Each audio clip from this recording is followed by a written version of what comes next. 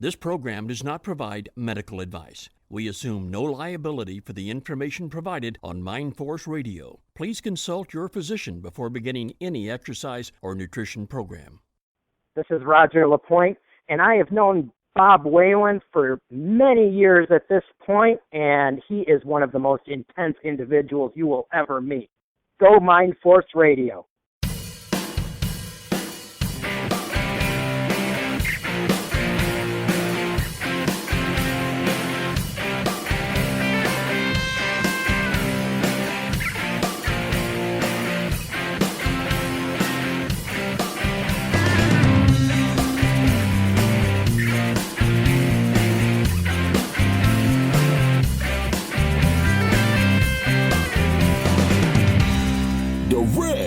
From MindForce Radio, this is Natural Strength Night with Maximum Bob.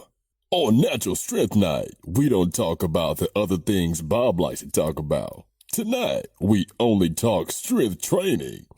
When I say strength training, I don't mean training like punk-ass goons in the muscle magazines who jacked up on juice, steroids, and PEDs. I mean natural strength. Strength built on good food, heavy weights, and no shortcuts. If you want to learn about real natural strength, weight training the right way, the old school way, stick around. Bob and his friends just might teach you something.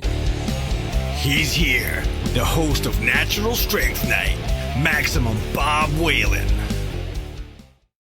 All right, Big Jim, it's great to have you back on the show. Thanks, Bob. It's great to be here.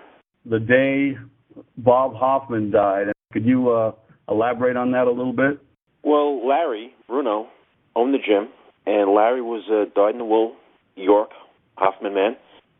Every plate in that gym was York. All the equipment was from York. He would drive down. Larry had a 73 Pinto, and he would drive down and he'd purchase weights by, hundreds of pounds of weights. He'd transport, bars, power racks, anything he can fit in, on, or on top of that Pinto, he would, he'd drive back. And that's the only equipment he had at the gym. And Tommy also was a dyed-in-the-wool York man. He competed in Olympic lifting for many years. In fact, he even appeared in the last issue of Strength and Health, one of his contests.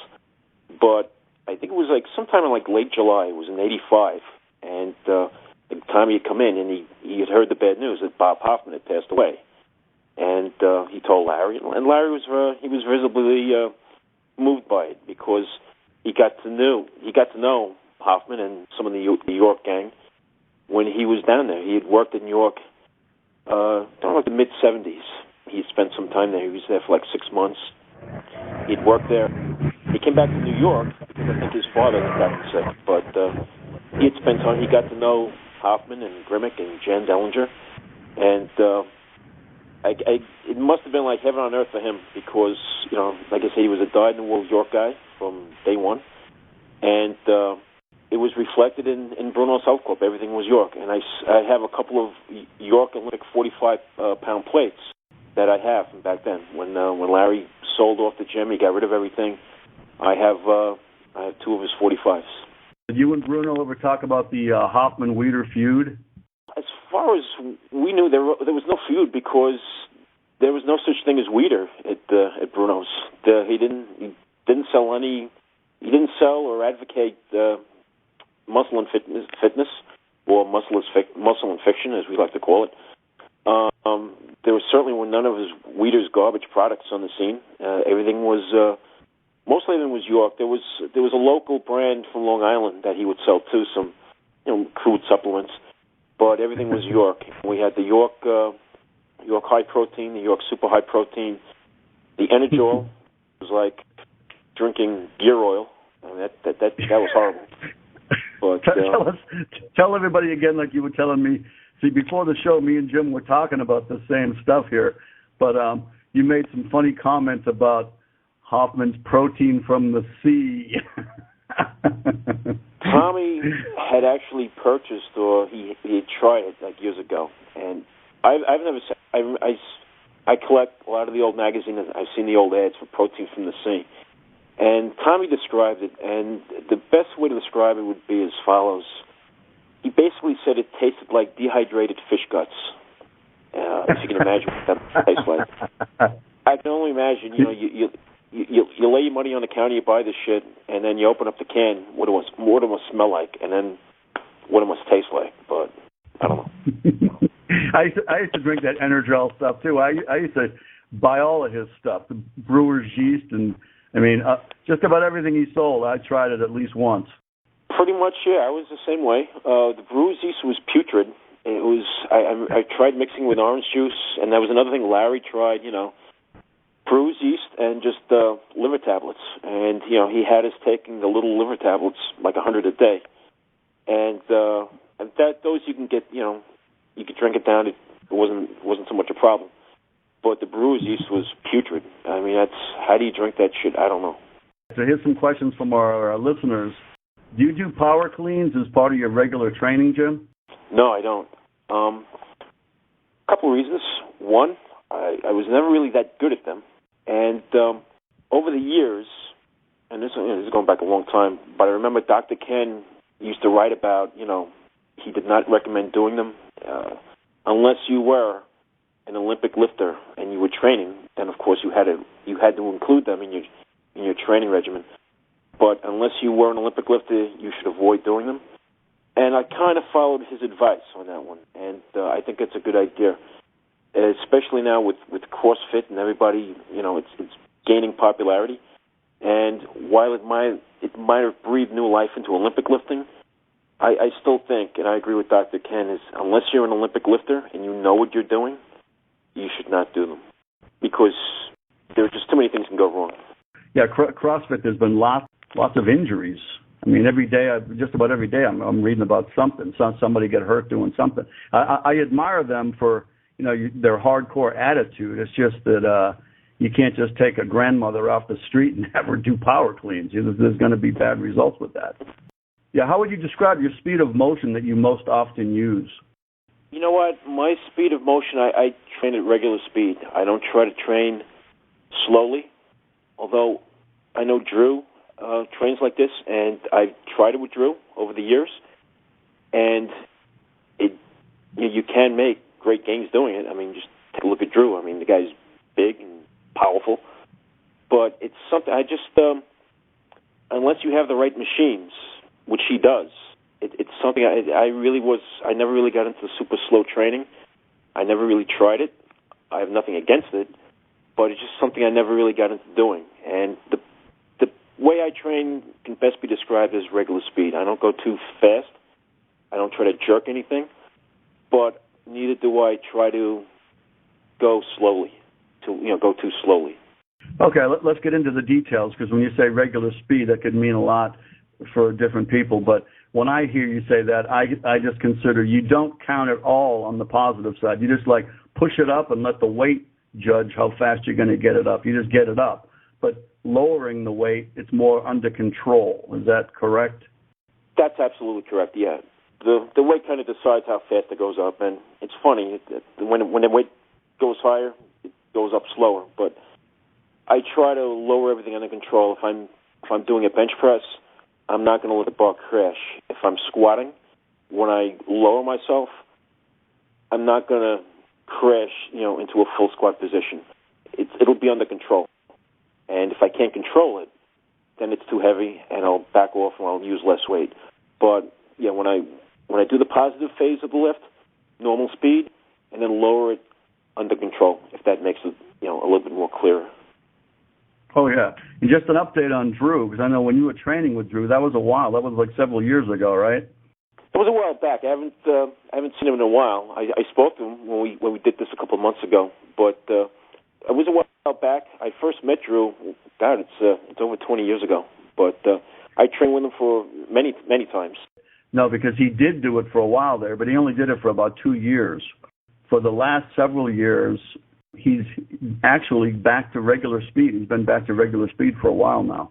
And he also got rid of a lot of his machines. He still has machines. He loves machines, but he was doing almost all machines and only machines for a while when he was doing the slow. but now he does a lot more free weight stuff mixed in with it. He trains more like you. I mean, you kind of combine it now. You do a combination of free weight and machine, right, Jim? Pretty much. It's mostly free weights, but, you know, there are a few machines that I like to use. And speaking of Drew again, Drew can go out in the yard and lift a log, and he'll be big and powerful. I mean, that's just the way he is. And the way he trains, you know, he trains so hard and so intensely. It doesn't matter whether you give him a machine or a free weight or anything. Drew is a big, powerful man, and a very good trainer too. If you're short on time, you know, with your schedule, how do you simplify your workout and still get great results?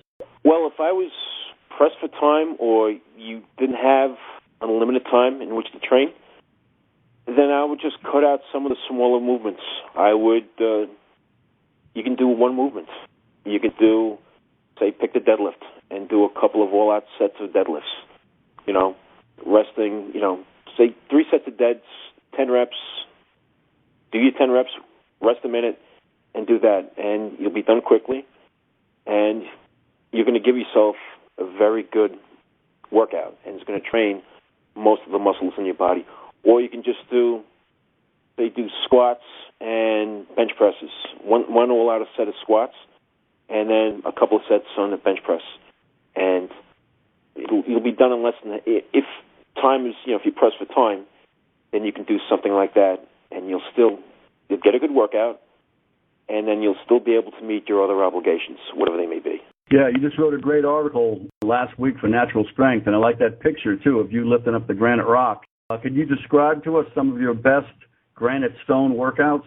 Well, what I do with the stones, I will go outside. It's got to be weather permitting. I'm not going to do it in the rain, and the ground's got to be dry. If the ground is wet, I'm going to have craters in my backyard, and my landscape is going to kill me.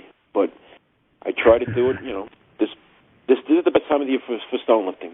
You know, late spring, summertime, and I'll do it. I'll warm up with my 180 stone, do a few lifts, and then I'll work into the 220. If I'm feeling ambitious, I'll shoulder the 260. Everything, all my stone lifts, I lift from the ground, reposition my arms, and shoulder it. Most of the time, I work with the 220-pound stone. The 260-pound stone I have I can only do for like 1 rep. But most of the time, I'll do the 220. I'll do it for several reps. Rest a minute. Come in, you know, wipe the sweat off my hands, and I'll go out and I'll do another 3 or 4 reps. And I'll do this, and I'll set like a goal number of reps, whether it's 15 or 20, and that'll be the work. However long it takes me to hit 15 to 20 reps, and that's the workout. And what I also, last year on my birthday, I did the 180 for 50 reps. And it took me hours to do it, and my forearms would shoot up like you wouldn't believe, because it's a granite stone, and your forearms take a beating. Didn't you just have a birthday, or is it coming up? Because I know it's sometime close in July, right? It's coming up, and I plan on doing something else, you know, something similar with the stones this year. I'm not sure exactly what, but weather permitting, I'll be out there again with the stones, and hopefully I'll get some pictures and I'll write about it. What is your current workout right now? Go over what you do. Well, I'll train twice a week. It's not the same days every week just because of my rotating work schedule. One day I will go in, I'll squat off the rack, and I'll do military presses off the rack. The second day is usually a deadlift day, and if I go to the gym, I'll do regular deadlifts, or I'll do deadlifts off the block. Or if I'm home, and I've been doing this lately, I have a 2-inch thick bar that I purchased from Iron Mind years ago, and I load the bar, and I'll do overhand deadlifts. And in addition to strengthening your back, it's a very good workout for your grip. It strengthens your hands. And then after the deads, I'll use dumbbell pressing. And when I do dumbbell presses, it's a 1-arm dumbbell press, one arm at a time. I do it in strict form. I don't try to jerk the weight or use my legs. I just clean it, and I put my feet together and I try to press it in perfect form, like an article I read about how Grimek used to do his exercises, and I try to do it like that. And then after that, I'll do a set of shrugs, and that's usually the workout. A few intense sets of deads, presses, or squats and presses, and then either shrugs, or if I'm in the gym, if I'm at the gym, I have access to a chinning bar.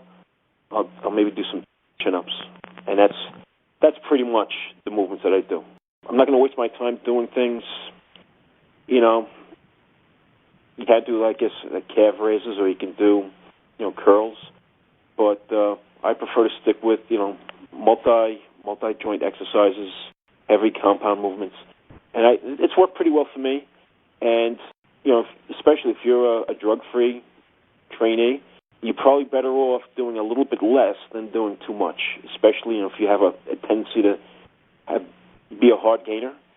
Then you're definitely better off just sticking with the basics and just make sure you work it hard and work heavy, and that'll be enough for anybody. And Jim, as a firefighter, you can't afford to get injured too much because you're like an athlete and you got to be ready to work all the time. What techniques do you use now, especially that you're getting older, to train hard, stay strong, but stay injury-free?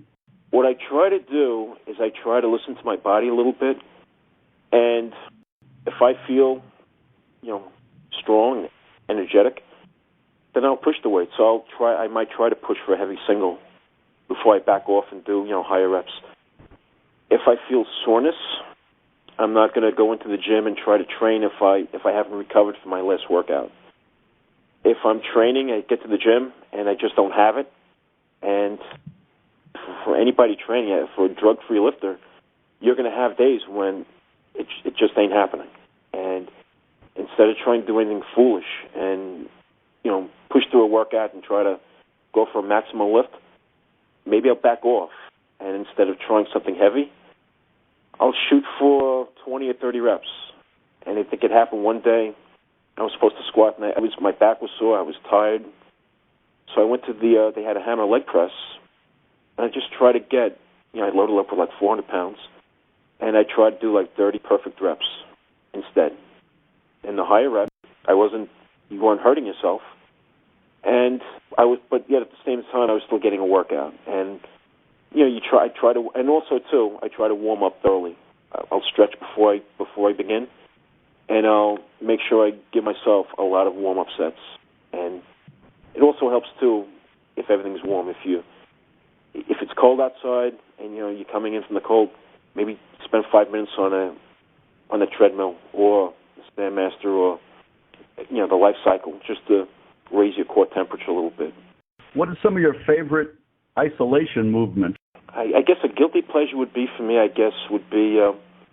maybe like wrist curls, just to strengthen my grip, strengthen my hands a little bit. I don't like doing regular curls. I don't do curls. Unlike somebody else we mentioned before, I won't mention the guy's name, but if he's listening, he knows who he is. But seriously, I have dumbbells at home. I'll do like wrist curls. Not that I want to pump up my forearms, just to strengthen my grip, strengthen my wrist, strengthen my hands, because I still like to use the grippers. Not that I think that wrist curls really translate well to crushing strength, but just overall hand health and overall hand strength. Right. So that wrist curls would probably be my guilty pleasure. Yeah, because I don't really consider that isolation. I consider grip work hardcore. I put that in a separate category. But, we have friends, we won't mention any names, we have friends that make jokes and they say stuff like, don't tell anybody, but I do curls. It's like a joke, right?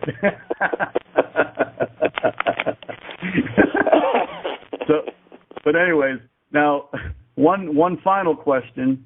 I know that you have pretty much the same philosophy that I do. We don't like to rely on supplements, but that doesn't mean that we're against supplements. We're just against BS supplements, and that means most supplements. But for me personally, I think that there are a few supplements that can be helpful, and I call them targeted intelligence supplements I'm in favor of. I might take a few things. Are there a few targeted intelligence supplements that you take? Yeah, there are a few things I like to take. I take a multivitamin mineral. I usually like it comes in liquid form. I like to take that. I think it gets absorbed better when I take it in liquid form. I like I started this around the beginning of the year. I was able to find it after many years of not seeing it. Desiccated liver. And we kind of mentioned it before, but these are 40-grain liver tablets. These things, I mean, they're pretty big. They're not the biggest pills I've ever popped in my mouth, but the 40-grain liver, and I take them. Years ago when I was powerlifting, I would take like 30 a day. Now I take about a dozen a day, and I take that, and I take a protein powder. I found a good protein powder. Not, maybe it's not like the most popular ones that you see at the vitamin stores, but it's a basic protein, about 20 grams per serving, and it doesn't have a ton of ingredients. It's very low. It's got like less than 1 gram of sugar. It's low sodium, and it's low in carbs. And and most importantly, it's chocolate, and it tastes good. Now, how would you define your diet now if you were going to simplify it? I think I try to eat sensibly. I try to use like a common sense approach. I don't try to go on to like a fad diet. I don't believe in eliminating carbs, and because I think it's foolish. But I think if you just eat smarter, I do try to eat fruit, several times a day. I try to eat enough protein. I don't want to eat too much protein because I think it's no good for you. Too much of anything isn't good. And I think everything in moderation is probably a good way to approach it. And I try to eat a decent breakfast. I'll have, a moderate lunch. And for dinner, if I'm going out for dinner, I just try to be sensible. I don't, I try to avoid fried foods as much as as much as I reasonably can. And I don't try to really deprive myself of anything. And, especially now this time of the year, if I feel like having ice cream, I'm going to go out and have an ice cream. I'm not going to buy like a diet ice cream that tastes like shit. I'm going to go and get a nice ice cream. Yeah, if you're going to do it, you might as well get the best one, right? I agree. If you're going to do it, they have these cookies and these low-fat cookies and these low-fat donuts. If you're going to do something, just go to a bakery, get yourself a nice piece of cake or whatever, and splurge. And then if you have it once a week, it's not going to kill you, right? God will still love you, If you do it, if you eat that stuff 7 times a week, it's no good. Yeah, it's bad. But once a week, the world will survive. Yeah. So, Jim, in the fire station, you have to eat there several times a week, right? I eat there. I pretty much have no control of what they make. So you have a firefighter cook there who, cooks the meals for you, or how does that work? Most firehouses, who's ever working, there's usually one guy who'll step up and take the bull by the horns, and he'll decide he's going to make what he's going to make. And almost everybody is a good cook. There are a few guys out there who should not be allowed in the kitchen to cook. I'm not going to mention any names. Do you take turns cooking, or do you take turns with it, or do you have like a regular people or a regular guy that cooks? Or it sounds like you all take turns. Is that true? Most of the guys take turns, but it depends who's working. In every group, there might be one guy that stands out as being a little bit better cook than some of the others, and he'll grab the bull by the horns. He'll decide what they're going to make, and it'll be the other guys will help him, but it'll be his meal. And that's usually how it works. And like I said, most of them are good cooks, and for the most part, they make meals that are actually good for you too. A lot of guys are very conscious about eating healthy and eating good foods, and the meals are not only satisfying, they're not bad for you too. I just want to thank you, Jim. It's always a pleasure. Thank you so much for being on the show again, and we're going to have you on again soon. Bob, I had a great time. Thank you very much, and I look forward to it. We'll be back with more right after this.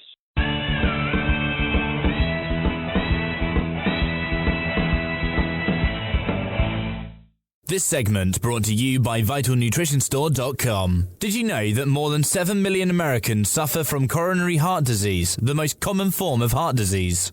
Regardless of your age or condition, adding Cardio for Life to your daily regime will dramatically improve your cardiovascular condition.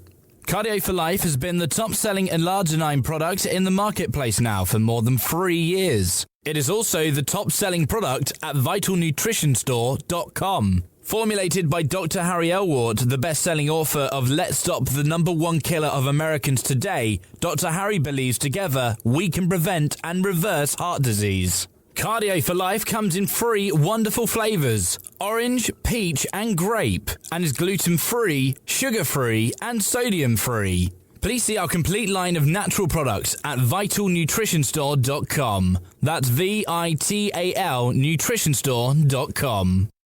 Randy Roach shocked the world with the release of his first volume of Muscle, Smoke, and Mirrors several years ago. It was a masterpiece of over 500 pages with such in-depth research and detail that it was not only surprising, but shocking and mind-blowing. It was truly one of the best Iron Game history books ever written. He followed that with Volume 2, another epic book with over 700 pages of equal depth and detail. All serious Iron Game fans need to have these books. Please visit Randy's website at randyroach.ca. That's randyroach.ca. Listen to how Iron Game legend and the Iron Master editor Osmo Kehaw describes the book Supernatural Strength. Have you ever wondered how much real-world experience authors have when they write books about weight training? Who is that person behind the computer? What do they really know about the Iron Game? If you picked up this book, Supernatural Strength, you have definitely come to the right place. The author, Bob Whelan, has spent several decades in the Iron Game trenches training himself, competing and coaching in powerlifting, earning academic credentials too numerous to mention, and thousands of hours of training and instructing athletes and trainees of all levels at his Washington, D.C. gym since 1990. He's not only devoted his life to motivating and pushing people to heights they have never been to, but elevating the trainees' understanding why certain methods work better than others. Bob is one of the most respected and revered trainers in the business today. This book is sure to surprise and amaze you at the same time. Order now at supernaturalstrength.com. That's supernaturalstrength.com. Don't you think it would be so much easier getting into shape if you had a personal coach? Just like all the celebrities do. Well, now you can. Bob Whelan of webstrengthcoach.com wants to get you out of your rut and coach you to success. He's dedicated to helping you achieve your strength and fitness goals through your hard work and his expert guidance. Bob will help you with strength training, muscle building, fitness, nutrition, and motivation. He'll make sure you achieve your maximum physical potential. You can get one-on-one training with Bob through his website, webstrengthcoach.com. He will develop a personalized program tailored to your individual needs, a program right for you. Bob will give you feedback after every workout. This is old school fitness and nutrition, no fads and no gimmicks. Bob will use proven natural techniques to make sure you are satisfied. So visit webstrengthcoach.com today and let Bob help you reach your best self. webstrengthcoach.com. Do you enjoy history without social engineering? Reading about our founding fathers? Economics from a capitalist perspective? Wisdom from modern patriots? Welcome to UncleSamBooks.com, where virtues like rugged individualism, hard work, and the American dream dominate. UncleSamBooks.com. Great books for homeschooling. UncleSamBooks.com. If you want to become as strong and muscular as possible with health in mind, and without lowering yourself to using steroids, the best advice can be found in the classic strongman books of long ago. These are the best books ever written on the subjects of strength training, weightlifting, strongman training, Iron Game history, and old-time physical culture. Many of them can still be found at physicalculturebooks.com. There you will find good, honest, time-tested wisdom from the great old-time strongmen. To maximize your natural muscular and strength potential, please visit physicalculturebooks.com. Listen to Ken Manny, head strength and conditioning coach at Michigan State University, describe the book Iron Nation. A masterpiece text on some of the most intriguing and compelling personal stories, Iron Game history, and gut-wrenching training routines ever put to paper. If you truly love hard training without all the frills of pomp and circumstance so common today, you will love Iron Nation. Written by lifters for lifters. If you love weight training, you will love Iron Nation. Order now at ironnation.com. That's IRON Nation.com. If you would like to promote your business on MindForce Radio, we would love to hear from you. Please let us know if you are interested in a 30 or 60-second voice commercial or a banner website ad. Please contact Bob using the contact information provided on mindforceradio.com. You're listening to Natural Strength Night on MindForce Radio.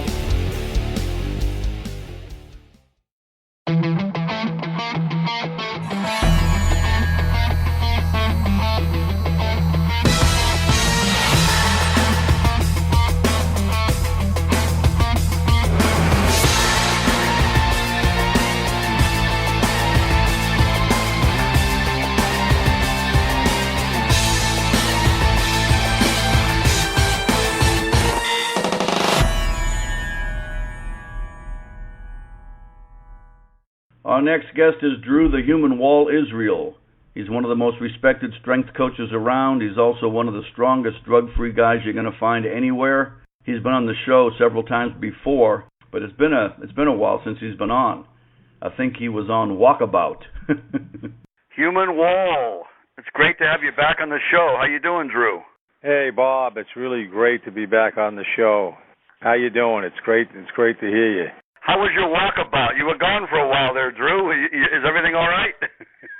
I'm back from Australia, walking in the wild. I got a great question for you to start things out, because I know over the years, I've known you for like 20 years, and you've brought up so many funny stories about your workouts with Dr. Ken. And I know Dr. Ken helped you a lot, because he trained you hard, and you got some great stories. Drew, describe the first time you had a workout with Dr. Ken, and then elaborate on it, and maybe go over some of the most memorable workouts you've had with Dr. Ken. Well, Dr. Ken, the first time I went to him, I was expecting a workout like I had done in the gym before. I was used to training in gyms, and when I got to Ken's, he proceeded to massacre me. I didn't realize that, I was going to be under such severe attack. And, I was nauseous after about 4 minutes, and he goes to me, we still got about 12 minutes of work left. If you have to vomit, take the bucket and vomit. And, I was thinking, all of a sudden, I was thinking about how the gym workouts, were very far away. They didn't mean anything to me. Because, he was just hacking away and crushing me. And, I basically ended up on the floor after he was done. I remember doing something like a set of 50 reps in the squat machine, and it took about 8-10 minutes. And I hit the floor like I was shot, and I was down on the floor. And he showing no compassion whatsoever, looked at me and said, all right, I'm going upstairs. I'm shutting the light off. When you're done, crawl up the steps. And he just walked up the steps and left me there in a heap. And it was with the lights out. It was lights out. He shut all the lights off. I guess he wanted to conserve electricity, so he shut the lights off and left me in the dark, lying there as stiff as a dog. So I don't think I could have found that. Well, after I crawled up the steps eventually. I don't think I could have found that vomit bucket even if I wanted to with the lights out. And I crawled up the steps, and I got up there, and he goes, hey, Drew, help me move some machines. I got to the top of the steps. He wanted some machines moved, and I helped him. I was nauseated the entire afternoon. It was a typical, though, of what would happen when I would go to Kenny's. I would get psyched up for a session where I felt like I was going to vomit. I knew every session was going to be close to being just totally sick. So I prepared for it mentally. On the car ride out there, I would visualize each repetition and my response to the repetition, not just the repetition, but how I would respond. In my brain, I would picture me responding to the repetition because I knew it's so important that, that if I do it this way, my body will catch on to what I'm doing and I have a much better chance of really focusing on doing the repetitions and not just getting crushed right away. And it did help. I would be focused on something, and I would just in my brain count. I would count repetitions in my brain while he was trying to destroy me, and I would do that for 15 minutes. And sometimes I came away just sick, but I was able to walk. I was wobbly, but I was able to walk. But most of the time, honestly, I would hit the floor. Kenny had me hitting the floor hard. I didn't hit the floor lightly. I would dive onto the floor. But Kenny taught me a lot of things. I learned a lot from him. I learned about intensity, in terms of you don't need much exercise if you're truly training hard, and how fast it gets you strong. It's amazing how fast you get strong training in an abbreviated manner. So I was really sold on it. I stopped training the way I had been training at the gym like everyone else trains. These hour workouts, hour-and-a-half workouts, which were construction workouts, but where you just wear down. And I stayed with the abbreviated training, and just the way Kenny did it with me, and that's the way I did it. And I continued going to him for these workouts for 5, 6 years. I was going out to his house, and he'd hammer me. He'd just hammer me. Some of our workouts took 6 minutes, 7 minutes. We'd do 2 exercises, or sometimes just 1 exercise, and I'd be so messed up. That would be it. I'd be on the floor rolled up in the cradle. It would be like total massacre. And I would get so much stronger from it. There were workouts that I did with him where the next workout I was 10 pounds stronger, 15 pounds stronger. Very fast. It didn't take very long to increase my strength. So I was sold on the high-intensity training. And Dr. Ken, in that sense, I definitely owe a debt of gratitude because he showed me about high-intensity training, and he showed me how to do it and how to do it so that it works, not just doing something that's passing time where it's not working. So he really helped me. That's a great story, Drew. I know that you've changed your training a little over the years. Have you ever used power cleans? Well, philosophically, I never really believed for the average person in doing power cleans. But, I got a machine once from Texas, a Powernetics machine, the Power Trainer, and you could do cleans on it. And you could do cleans where a lot of the impact of the low back was removed, so that you could actually make the exchange from the lower region up to the chest without throwing your back out. So for a while, I was doing power cleans because this machine enabled me to do it. But I would, for me personally, if I had done power cleans with a bar, I'd have injured myself. But over time now, I don't, I'm not one of these people who get crazy about, if someone doesn't do something, that means that, I can't deal with them because they're not doing it. I was never like that. You can't talk to them anymore. Yeah. I mean, I was never like that. I always believe if someone does it, they do it, and even if philosophically it's something that I don't believe in, I could be very friendly with someone who does power cleans. It wouldn't make me not be their friend. So I did it for a little while, and then I stopped. Is that machine you were talking about, is that the Dominator? No, this one I'm talking about was called the Power Trainer, and you could bench press on it, you could deadlift on it, and you could do power cleans on it, and the handles spun. So if you did power cleans, the handles would spin as you brought the weight up. It was a really good machine. It's by Powernetics, and it's a really good machine. I still have the machine. I don't have it here. Someone's holding it for me because I've run out of space. I have so many machines down here that I have my bed and my machines. If I make a right turn off my bed, I hit a machine. And conversely, if I go left, I hit a machine. Drew, remember that article I wrote about you about, 18 years ago? And I took that picture of your bed and hard gainer, and the machine was right next to it? Yeah, no, I remember that. It's pretty much still like that, except that you might have changed the machine. There's not the same machine in front of your bed, but you still got machines all around your bed, just like the picture, right?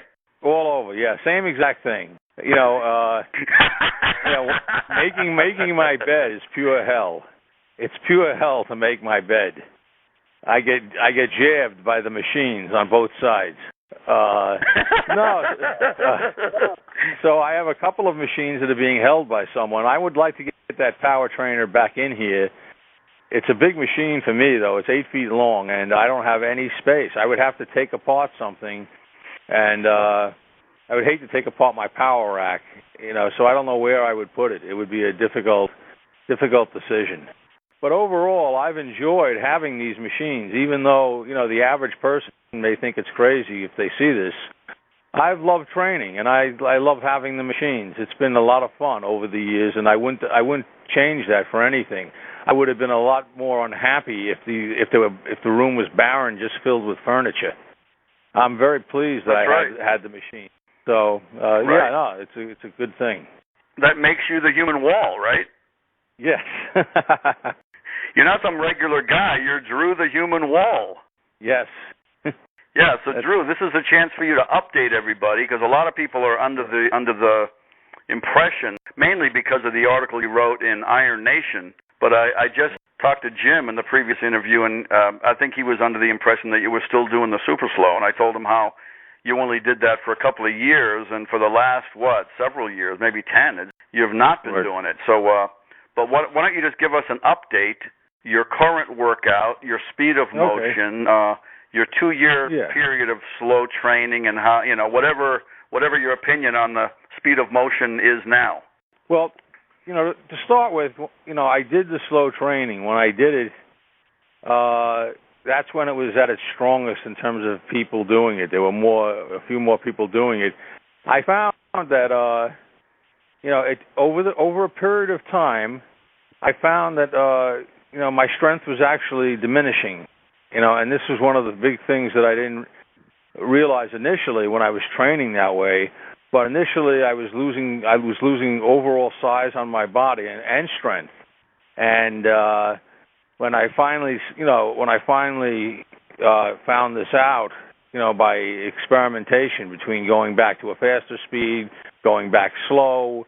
Now I understand if you're going to switch from one speed to another, there has to be a period of time to adjust, because your body neurologically, you're not going to just adjust from going slow to fast. It's going to take a few workouts. So I would do that. I would give it enough workouts so that my body would adjust and I could really see what was going on.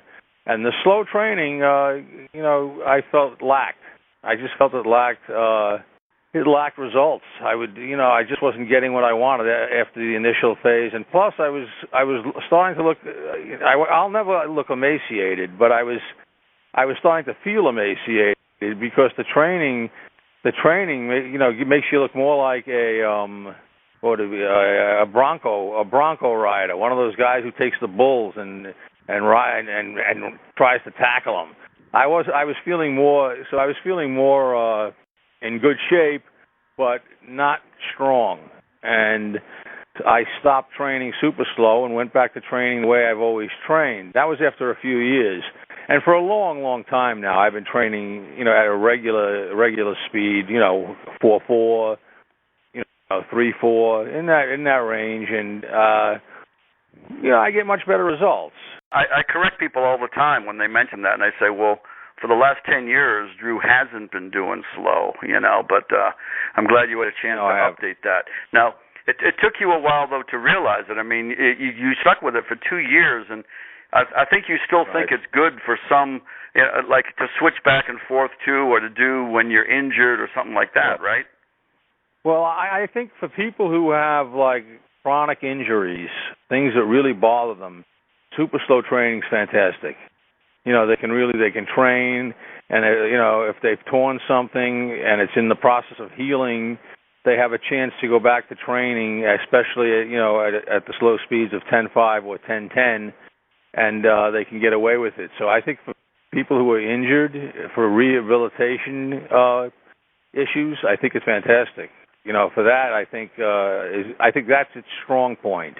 People who are hurt, just training to get back into better shape, and they may always stay with the super slow because they won't get hurt. And you don't get hurt. The impact forces are much less. If you look at the overall picture, the impact forces are much less. And if you're injured, hey, who can argue with someone and tell, that it makes sense that they should do it. I just found that, besides impact forces being lessened, my strength was being lessened, and that's why I didn't want to do it. I just had to stop. And it has been a long time since I've done it. But more than 10 years. I wouldn't knock anyone who does it. Everyone's different. I'm sure some people feel they're getting stronger doing it. But I'm always very careful when I want to find out if something's making me stronger or it's not. Do you find that because of the slower, kind of retarded progression process with it, is that probably the main reason? I think what happens is you get stronger in the beginning. When the weight starts to get really heavy, you can't push through a rep unless you go faster anyway. Because at a certain point you get to X amount of weight, you can't do it unless you actually fall through. And that's against their rules, falling through. Falling through would be where you pick up speed to get through the mid-range. So the weight becomes literally like an anchor because you can't go heavier.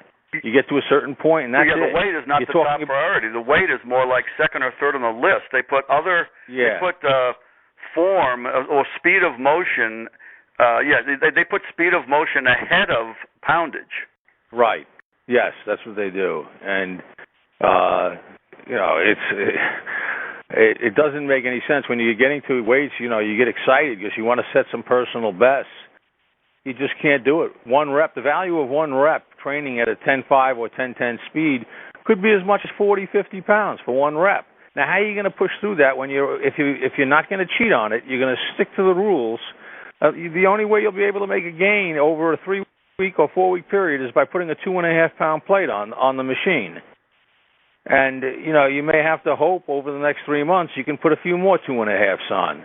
So you're not going to get as big and as strong as you can get because the weight is holding you back. I completely agree. Even though we both think it's okay to use once in a while, but that's why we don't use it full time.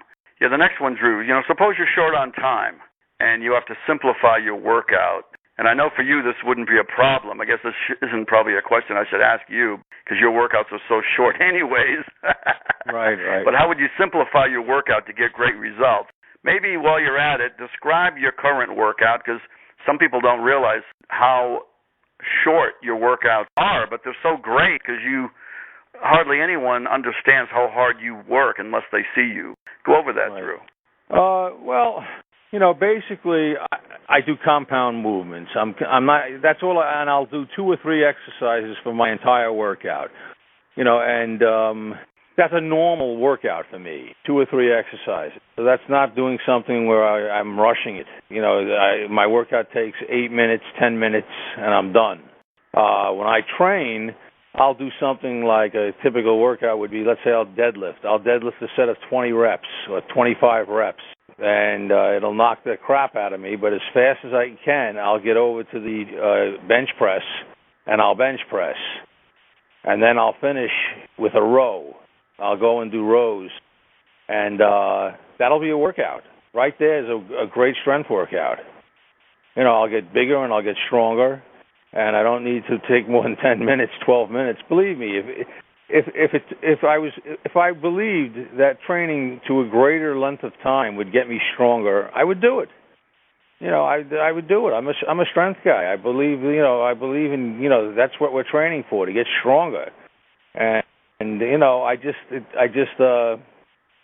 see that this abbreviated training enables me to give 100% to a set. I don't have to think I got to hold back because I got a second and third set coming up. I'm thinking I got one set. I'm going to go all out. I'm going to crush myself, and then afterwards I'm going to wobble over to the bench press, do that, and then I'll wobble over to the row, do that. And then I'm done. And that would be done twice a week. 2 workouts like that. And it works. I mean, it really works. I enjoy it. I really do. It's something that I think that, I would always want to do. It's like a sport. I think training abbreviated style is more like going out and playing a sport. You got to get it done. It's hard. and you're shaking, and it's more like an athletic sport. So that's why I love it. I always like the idea that it feels like a sport when I'm doing it. If I were to train for an hour in a gym or longer, it wouldn't feel like a sport. I love the idea of getting stronger while feeling like I'm doing something. I'm on some field playing an activity. And Drew, what techniques do you use now? Since you're getting older, either with your warming up or with your selection of exercises, or just any tip at all you could give us that help you stay injury-free? Well, I stretch. Every workout I stretch, and I still will use ice, ice and heat if I'm feeling sore. But stretching is key. I really believe that as you get older, you should stretch more and more. 20 minutes of stretching, 25 minutes of stretching. You can make it a lifestyle. Because once I do that, I don't have to worry that I'm going to pop my back out on the first repetition or the second repetition. I'll warm up when I do these exercises, but, once I get going, I go. And, I'll always have stretched first. It makes a big difference. Drew, are you currently doing any odd object lifting at the end of your workout, like finishers? Actually, these days I'm not doing any odd lift exercises, and I miss them. I really do, because that was, I'm going to go back soon to using my torpedoes. I like the torpedoes a lot. I have really heavy. I have like 160-pound torpedoes, and each one weighs 160 pounds, and they're great. So I can use them for farmer's walk. I can use them for deadlifting. But I used to have heavy dumbbells up to 200 pounds, and we used to, do all sorts of stuff with those things. We'd press them. We'd try to go as far as we can. Your grip just gives out like crazy when you're holding a pair of 200-pound dumbbells. So, no, I miss doing it. I'll go back to it. I'm going to go back to doing some of that farmer's walk stuff. And the prowler I like, where you get down and push it hard on the cement. You push it, and, you feel like you're going to have a heart attack. It's brutal. You put weight on one end of it, and you feel like you're going to die. But you just push it, and sometimes, when you look back and now you got to bring it home, you wonder how you're going to do it, because you're just on the ground breathing like you're breathing through a tube. So, you have to find a way to get back up and push it back home. It's a great exercise, except it ruins you for about 5 days. If you do it right and go like 100 yards each way, you got to take about 5 days off. You're just shot. You're in a coma. You're lying on the bed, just staring vacantly at the television set. Hey, Drew, what's your favorite steakhouse in the whole world? Oh, Peter Lugers Steakhouse. Now you're talking. Peter Lugers is great. Yeah, I've been there with you a few times. I love that place. What's the biggest steak? What's the biggest steak you ever had at Peter Lugers? Have you ever had steak for 3 by yourself? Yes, I have. Yeah, I had a steak for 3, and I finished it off with chocolate mousse cake. It was fantastic. The chocolate mousse cake, just knowing that it's there, kept me eating. It was great. Eating a 3-pound, 4-pound steak that's delicious is just fantastic. I'm going to go back there, as a matter of fact, real soon. It's been a while, and I want to have a nice steak. One time, me and Drew went to this. Okay, I've seen Drew devour 75 ounces of steak like nothing, and then eat all the bread on the table, eat every possible hors d'oeuvre there would be, and then eat everything, dessert, you name it, and he was still hungry. And I've actually, and it's not only steak, I've actually went to Italian restaurants with you. Remember that place called La Palma? Oh, sure. Yeah, Don, remember you took me there? Yeah, I remember we went there. That was a great place. Now, we went to La Palma, and the waiter comes over, and then you gave the order, and then you were given like 2 different things. You go, I'll have chicken parmesan, blah, blah, blah, blah, blah, blah. I'll have lasagna, blah, blah, blah, blah, blah, blah, blah. And the guy walks away because he thinks you ordered for me. And you go, no, that was just for me. Remember that? Yeah, I do. Then the whole table was filled. They almost had to bring a second table over for all the plates that were just for you and me. There was like one whole table for your stuff, but they couldn't fit mine on there. You know, it was unbelievable. And you ate all of it. Yeah. But you train so hard, Drew. See, Drew, that's one of the benefits of training hard like you do, because you can eat like a pig, and you're still pretty lean. I mean, because you work so hard that you burn it off. Because because you tell me all the time, I'm going to go have some chocolate cake. See, like, you can eat huge steaks and eat chocolate cake and all that because you work your ass off and you can get away with it, right? Yep. There's no question. I mean, I train hard, so I'll go. I wouldn't hesitate. I won't blink an eye if I want to get a half a pound of chocolate.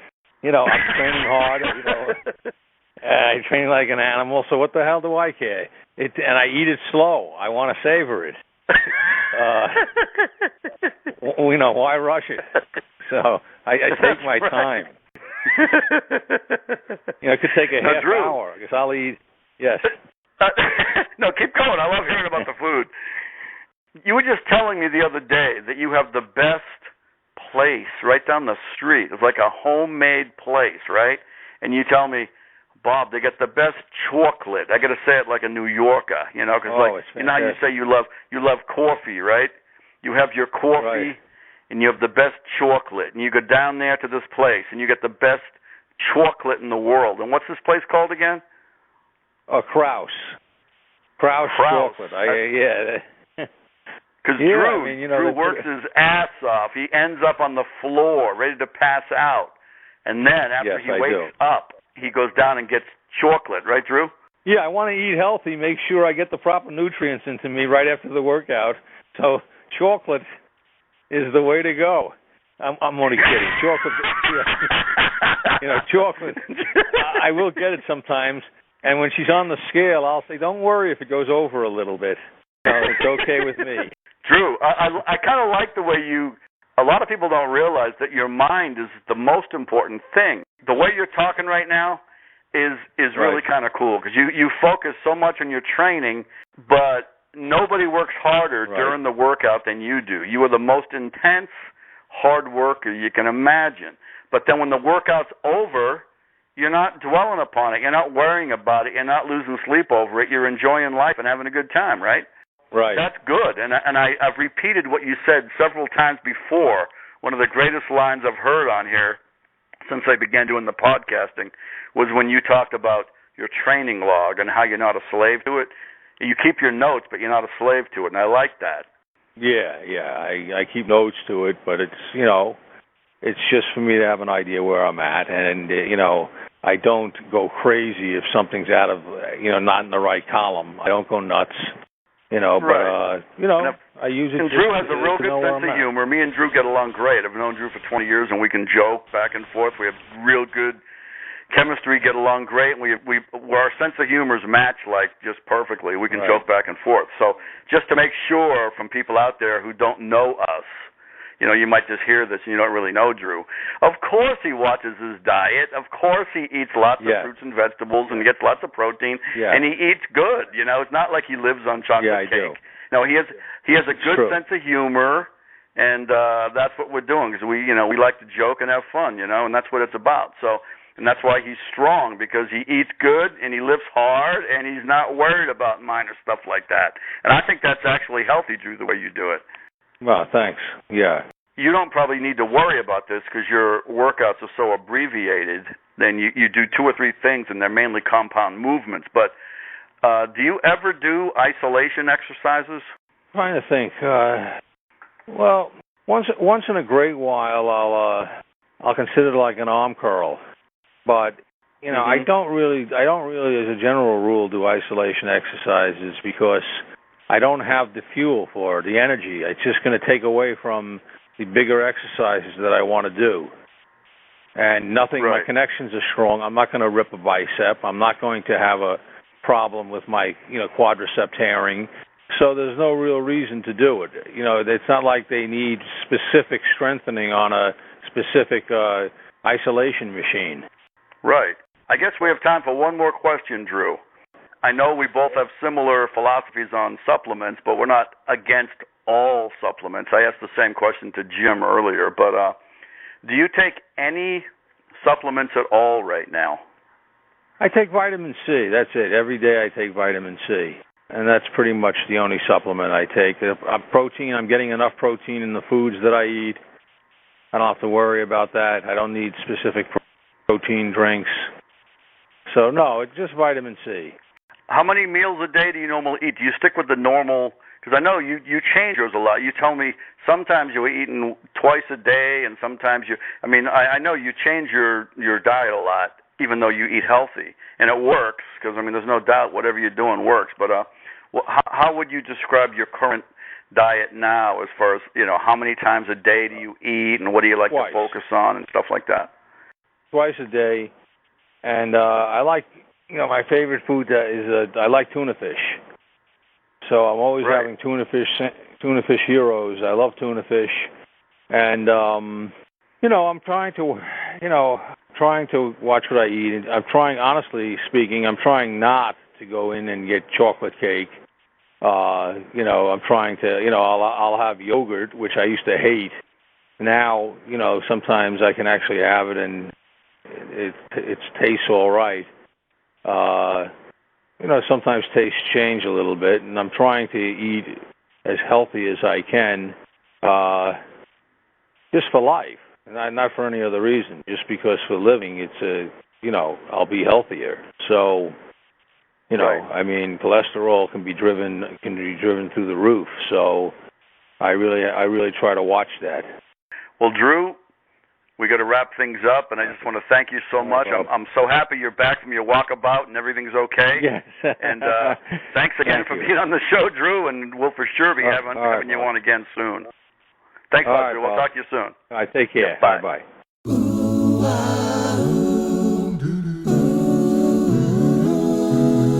Don't be a flamingo, you have to do your squats. Don't be a flamingo, real lifters work their legs.